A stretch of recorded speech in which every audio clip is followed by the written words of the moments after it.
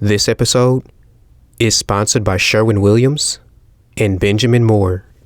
There's always been, especially in our industry, the talk of systems and systems and systems and systems, which are valuable, for sure.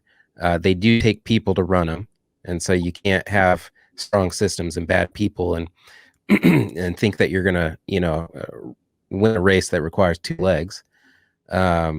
But you gotta have a baseline system. But what you're talking about here is contributing to that culture, that team culture that says these are the type of people who we are. This is the kind of work ethic that we have, and these are the things that we care about. And we're not just incentivizing it with money. Obviously you have to have a baseline of they're making what they need to survive and stash a little bit of cash away for a rainy day.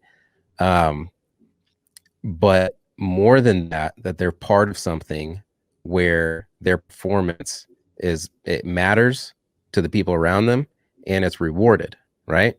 Yeah. Well, what is it? Deming said, probably he's the father of quality control in the United States, exported it to Japan after World War II. He said, what gets measured and improves. What is reported and measured improves exponentially. And I add at the end of that, what is measured, reported, and incentivized through various means and processes and things of that nature.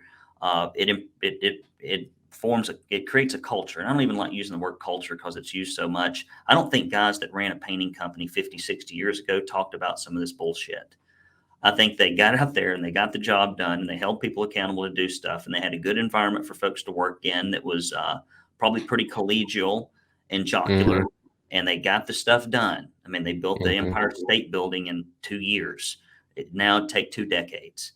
And so I think sometimes we expect too little of our men. We don't empower them, and we don't give them the tools and the framework to succeed. Or the other thing we do, which is we baby them and we overcomplicate things. And we do a bunch of stuff that really isn't essential or important, and they resent that because what they really want to do is paint. And we just got to teach them that in addition to painting, that we've got customer satisfaction metrics that we have to gather at the end of every project, and we got labor and material budgets. And I always told our guys, if you can hit the labor and material budget and you bring back a good customer satisfaction survey, you run the job however the hell you want to. Yeah. It'll be like working for yourself.